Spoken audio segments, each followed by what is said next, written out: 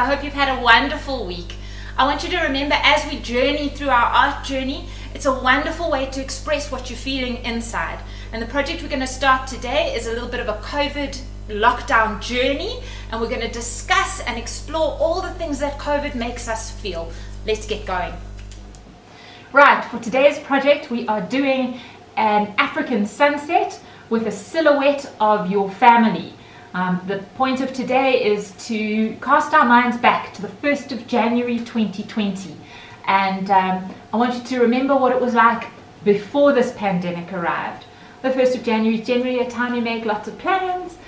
We had lots of plans. We were going to go and visit family in England. There were birthdays coming up and all sorts of things we were really excited for, but those were all shattered, broken. Those plans were just dumped, unfortunately. They had to be. It was really sad, really frustrating. I was angry for a while. I mean, I don't know what you felt, but I was angry. I was down and upset. Yeah, right? Yeah. Totally valid. Totally valid. I think everyone felt really sad, really frustrated, really disappointed. How about scared? Yeah, there was definitely a level of scared in there.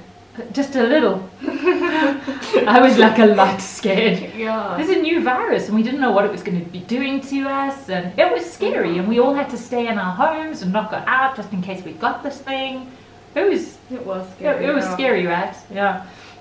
Okay, so let's go through what we need. And as you paint through your picture today, just have a think of what those feelings were, what you were thinking, and what you had planned for 2020 that couldn't happen. It's really good to think through our feelings and talk through them, and yeah, let's see how we go. Right, what we need is a piece of paper. Sarah's working on A4 paper today, okay? You need your watercolor paints. You need a jar or a tub or something of water. You actually don't need a lot of water. We've got quite a bit going on there, but we don't.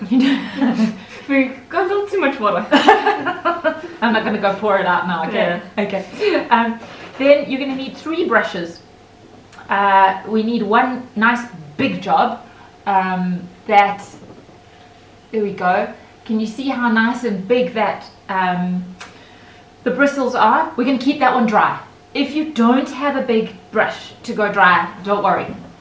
It's an added bonus. We'll show you what we're going to do with it, but it's really not the end of the world. Okay, then we need a medium-sized brush. There's our medium-sized brush, and then a smaller brush for finer detail.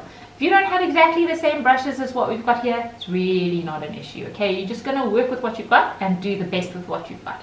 Okay, paper towel. Paper towel is perfect for wetting your brush and then just dabbing off a little bit of the water so that you don't actually drop blobs of water on your paper, because we're not wanting that. Okay, then later, after the initial sunset's been painted, you're going to need a pencil and a cut out stencil of family. Okay, these cut out stencils I'm going to send through to your parents, and they can help you with printing, and then you can cut out and we'll be good to go.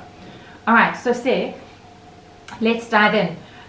What we're going to do, our first things first, okay, is we're going to think about a sunset sky. So if you imagine looking out at a sunset without any buildings in the way, right? You've just got the ground and then the sunset going up. What colors are we looking at? The ground? The ground is like it's dark in comparison to the sunset. It's basically black, right? Yeah. If it's at that point of the sunset that you can't see the colors anymore, because that's what we want to paint. We want to paint that point of the sunset where you don't see the colors of the land or the buildings or the people. Okay? Okay. So it's black. Then what comes next? It's like yellowish. It is yellowish because the sun has just recently gone down behind the horizon, so there's still that yellow glow. And then comes? Then comes like an orangey. Yeah. Orangey, and then it goes like up to red. Red, yeah. And then from the reds into? Like purples, and then into like a dark blackish blue night sky. That beautiful blackish blue night sky. Okay, cool. But what we're going to do now is we're going to paint in reverse. Okay, why? Because it's easier. Okay, it's easier to paint from the top of your page down to the bottom. Imagine you were painting here and then you smushed all the way up to the top. Messy, right? Yeah. Okay, so we're going to start up at the top. So in reverse, we're going to start with the lovely deep colors. I think that this blue over here is a really nice one to start in that deep sort of midnighty sky color.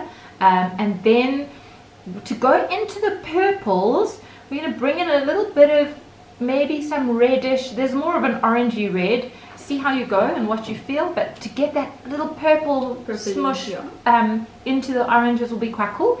Then from a darker orange into a lighter orange into a yellow, and then finally we'll do the black land right at the bottom. Okay, the technique we're using is called wet on wet. Okay, wet on wet means wet paper, wet paint. Okay, we're working with the wet paint on top of the wet paper. So first Sarah's going to wet the paper, and she's going to wet it good and proper. Now, if you are working with normal typing paper from your printer, you've got to be very careful not to brush it too hard or too often, because at some point that paper is just going to tear right through. Okay, so if you've got a little bit of thicker cardboard, that would be wonderful, and watercolor paper is your absolute ideal, but we're going to work well with what you've got. Okay, just remember today's top tip is not too wet on thin paper. All right, so Sarah's making her paper beautifully wet here.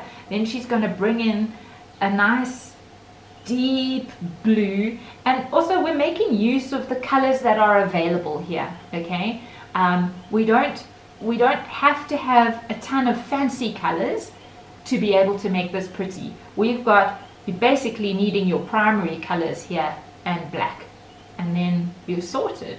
All right, a reminder of your primary colors is red, blue and yellow, and then we're going to use black on top of that. With those colors we can make anything. Today we're not making a ton of different colors. We are going to let the red come in and mix over this nice dark blue so that it starts to make that purple and then move into the other reds and oranges.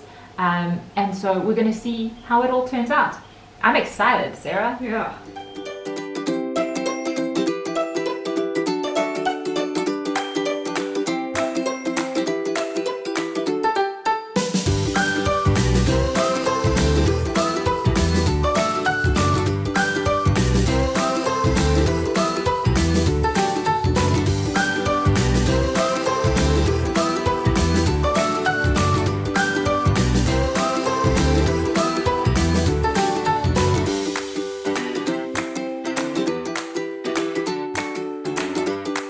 Okay, our paper is dry. Sarah's going to come on in now with the black land.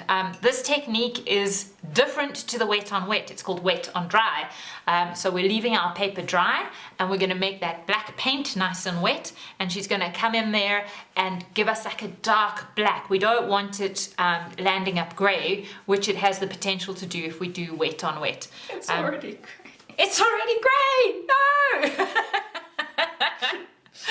Okay, we're going to go over it to make it blacker. The other thing that you'll notice that she's doing is she's giving it a very distinct line.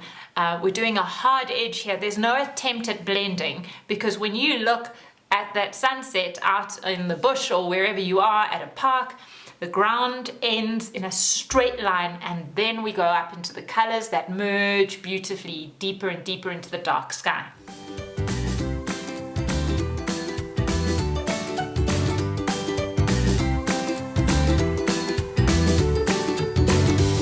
Okie dokes, so what we have here is a beautiful dry sunset, and we are ready to start putting our family stencil in place. We've printed on your average sort of printer paper, so as you can see it's quite floppy. I'll explain the challenges of that in a moment, but I'm assuming that that's the easiest thing that you guys have got available, and so that's what we are going to work with. Right, so the key to working with this is that you're going to pick your starting point and you're going to hold that part of the stencil down, and you're going to hold it in exactly the right place. So just pick one person there, Sarah, to get right, okay?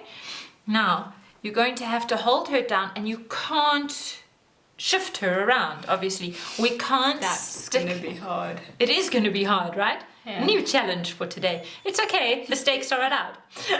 Okay, we can't stick it down to hold it in place, because if we put press stick or tape or something to stick it down, as we lift it off, we're going to lift off our watercolor paint. The other option here is, if you do not want to print out, you are welcome to come in and draw right directly onto your sunset. Just remember, you can't erase, you can't remove any pencil that you put onto an already watercolored surface. So there's that as a drawback. But if you can't find a silhouette that works for you in the ones that I supply, then it might be a good idea just for you to draw something that that represents your family.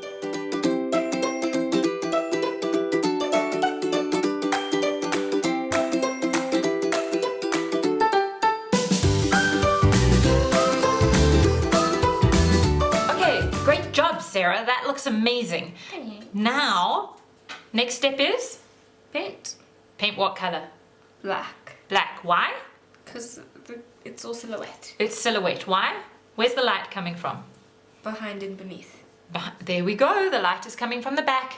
And so we actually can't see the details of the peoples. And so in we go with some black.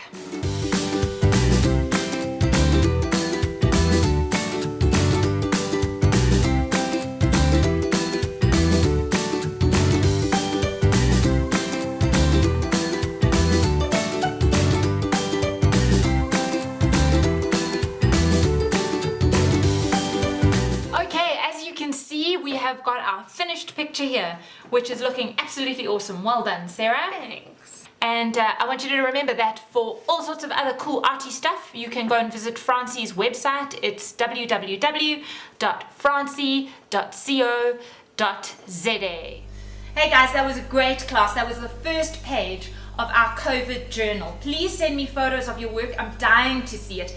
Keep it all in your flip file for when we see each other in person. Bye.